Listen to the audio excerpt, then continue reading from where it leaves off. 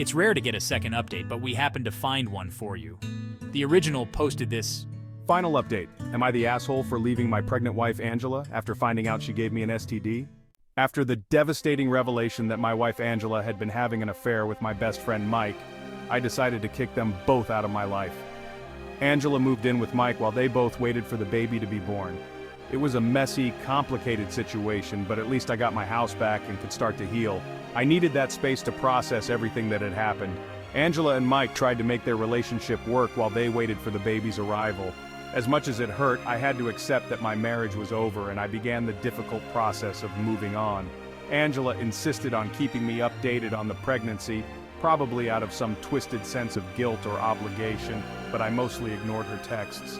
The thought that the baby might not be mine was too painful to bear. Finally, the day came when the baby was born. Angela and Mike did a paternity test right away. I braced myself for the results, not knowing whether I wanted the baby to be mine or not.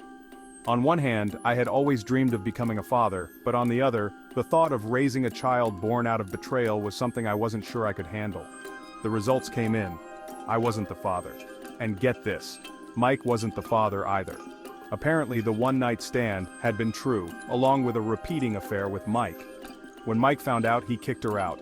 I have no idea where she is now, but finding out that baby wasn't mine was like a weight had been lifted off my shoulders. I grieved the loss of the child I thought might be mine, but there was also a deep sense of relief. The situation was finally over, and I could fully close that chapter of my life. With Angela and Mike out of the picture, I focused on rebuilding my life. I threw myself into work trying to keep my mind occupied. It was during this time that I met Shannon. Shannon was my age, and we crossed paths at work when she was assigned to a project I was leading. She was smart, funny, and had a kind of warmth that I hadn't realized I was missing. As we got to know each other, Shannon opened up about her own recent breakup. It turned out her ex had also been unfaithful, and she was still picking up the pieces of her life. We bonded over our shared experiences and quickly became close.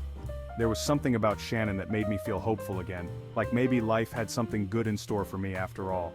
Our friendship slowly evolved into something more. It wasn't rushed or forced, it just felt right. We were two people who had been through hell and back, finding solace and happiness in each other. A few months into our relationship, Shannon told me she was pregnant. I was overwhelmed with joy. This time there was no doubt, no fear, no betrayal hanging over us. It was just pure happiness. Shannon and I both knew how much this baby meant to us after everything we'd been through.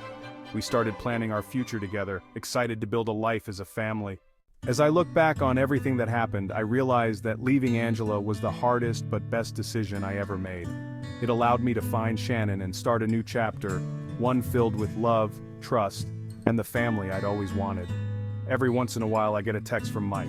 So far I have completely ignored him. I am 100% sure it'll stay that way. Now I'm about to become a father for real, and this time, it's with the woman I know I'm meant to be with. After all the heartbreak and pain, I finally got my happily ever after. There you have it, folks. A happily ever after for the record books. We're happy for him and wish him the best. Hey, don't forget to like and subscribe for more daily stories.